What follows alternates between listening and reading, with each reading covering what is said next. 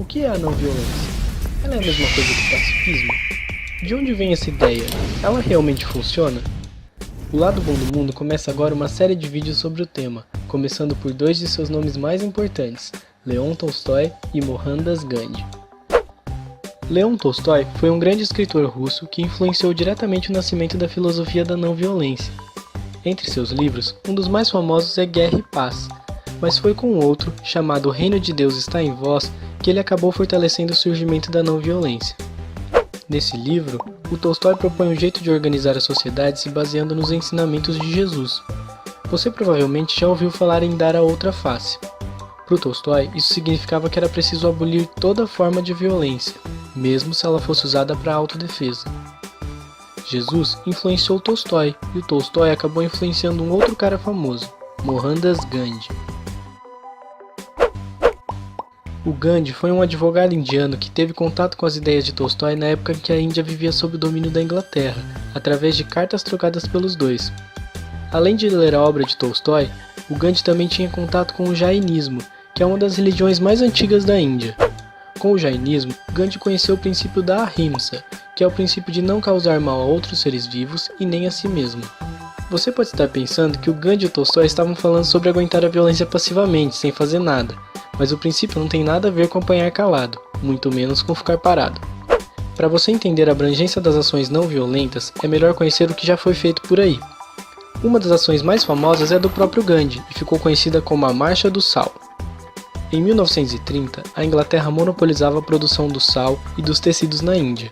Os indianos eram proibidos de produzir seu próprio sal, então o Gandhi decidiu que esse seria o símbolo de sua nova estratégia, a Satyagraha. Essa palavra vem do sânscrito e é a junção de duas outras palavras. Satya significa verdade e Agraha significa firmeza. Para o Gandhi, isso significava que era preciso se opor completamente à mentira e à injustiça, mesmo que isso significasse desobedecer à lei.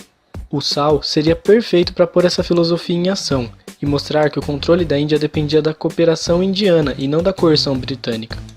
Então, o Gandhi, que já era uma figura política conhecida na época, escreveu uma carta para o vice-rei, Lord Irwin, explicando como a lei do sal era injusta e que ele iria marchar até a praia para fazer sal ilegalmente, além de convidar outros indianos a fazerem a mesma coisa. Como o vice-rei se recusou a negociar, o Gandhi iniciou a marcha, que atravessou 400 quilômetros até o mar. Conforme se aproximava de seu objetivo, o Gandhi conseguiu o apoio de milhares de indianos e mais um monte de jornalistas internacionais. No dia 6 de abril de 1930, ele chegou ao mar e pegou um punhado de barro e sal, infringindo a lei. Vários indianos começaram a fazer o mesmo e produzir seu próprio sal, até que o Gandhi foi preso. Isso causou uma comoção geral na Índia e o país começou um longo processo de protestos, boicotes aos tecidos britânicos e desobediência civil, que levou o vice-rei a mandar libertar o Gandhi para uma reunião de negociação. Os protestos terminaram, mas o Gandhi não conseguiu acabar com a lei do sal. Mesmo assim, a força de seu protesto foi decisiva para fortalecer o movimento de libertação entre os indianos, que 16 anos depois finalmente conseguiram sua independência. Infelizmente, um ano depois disso, Gandhi é assassinado com um tiro no peito quando saía para fazer uma oração. O trecho a seguir é de um sermão sobre sua morte. Aqui está um homem da não violência, morrendo nas mãos de um homem de violência. Aqui está um homem do amor, morrendo nas mãos de um homem de ódio. É assim o curso da história. Mas o homem que atirou em Gandhi, na verdade o atirou nos corações da humanidade. Esse sermão é do nosso próximo personagem, Martin Luther King. Quem é ele e qual o seu papel na história dos movimentos de não violência, você vai saber no nosso próximo episódio. Fique ligado e não se esqueça de se inscrever no canal para não perder nada.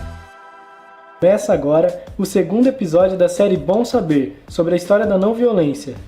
No episódio passado, falamos do surgimento da não violência através das ideias de Leon Tolstói e Mohandas Gandhi. Hoje, vamos falar sobre como os dois influenciaram Martin Luther King Jr. e a luta pelos direitos civis dos negros nos Estados Unidos. O Martin Luther King foi um pastor batista e um ativista americano que nasceu em Atlanta em 1929. Ele vivia em uma época em que os Estados Unidos tinham um regime de segregação racial muito forte, onde os negros não tinham direitos garantidos nem ao voto, nem à saúde, nem à moradia, educação, empregos e nem transporte, além de sofrerem discriminação aberta em lugares públicos e privados. Tudo isso dentro da lei. É sério, O racismo e a segregação eram assegurados por um conjunto de leis racistas que ficaram conhecidas como Leis Jim Crow, por causa de um personagem do ator Thomas Rice que ridicularizava os negros com uma maquiagem caricata chamada de blackface. Além dessas leis, havia uma seita racista no país chamada Ku Klux Klan, que atacava e exterminava os negros e tinha envolvimento até de autoridades. Por causa disso, crescia nos Estados Unidos um movimento de direitos civis que buscava a igualdade racial. Um dia, em 1955, numa cidade chamada Montgomery, capital do Alabama, uma mulher chamada Rosa Parks se negou a dar o seu lugar no ônibus para uma mulher branca, como mandava a lei, e ela foi presa. Isso gerou um boicote dos negros ao transporte público da cidade, que durou pouco mais de um ano e foi aderido por praticamente todos os cidadãos negros, até que a Suprema Corte Americana tornasse ilegal a segregação racial em transporte público. O Martin Luther King foi o porta-voz desse protesto e ficou conhecido no país todo.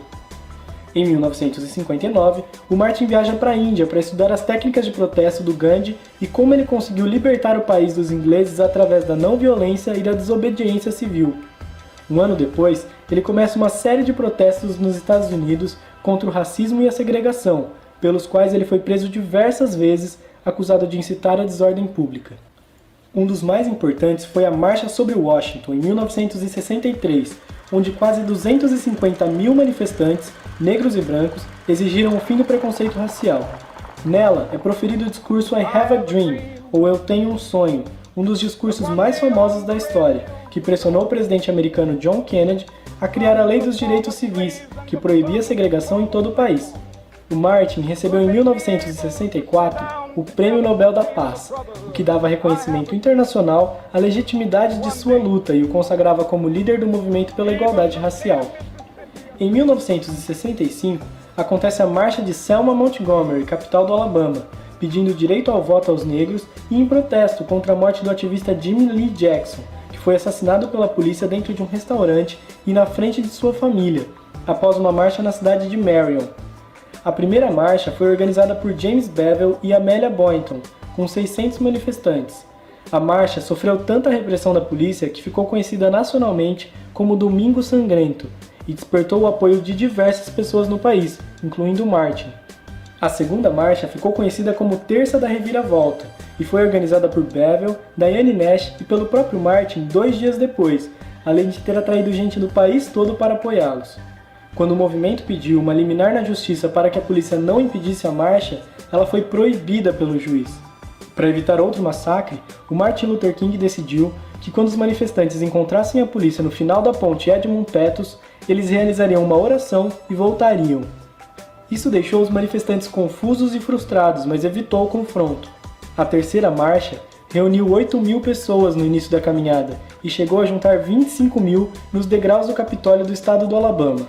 Após um discurso de King chamado Quando Não Tardará, os manifestantes entregaram uma petição ao governo do estado. A repercussão nacional da marcha fez com que o presidente Lyndon Johnson apresentasse ao Congresso um projeto de lei que mais tarde naquele ano se tornaria a Lei dos Direitos ao Voto. Em 1968, Martin foi baleado por um homem chamado James Earl Ray, em Memphis, Tennessee. As investigações indicaram anos depois que a morte do Martin foi uma conspiração feita pela polícia de Memphis e pelo FBI para acabar com o sonho de igualdade do líder negro e o seu ativismo pela paz. Um dia antes do seu assassinato, o Martin fez um poderoso discurso de esperança em uma igreja.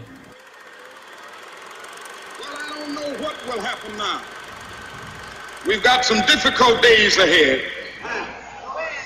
but it really doesn't matter.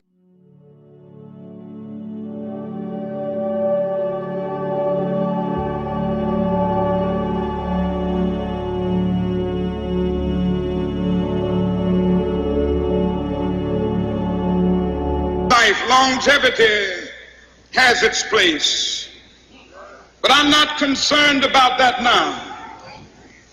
I just want to do God's will,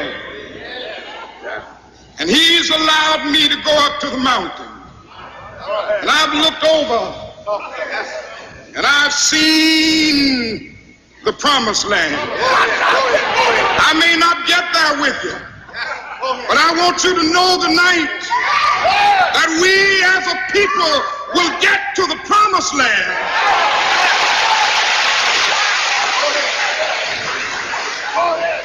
So I'm happy tonight. I'm not worried about anything. I'm not fearing any man. Mine eyes have seen the glory of the coming of the Lord.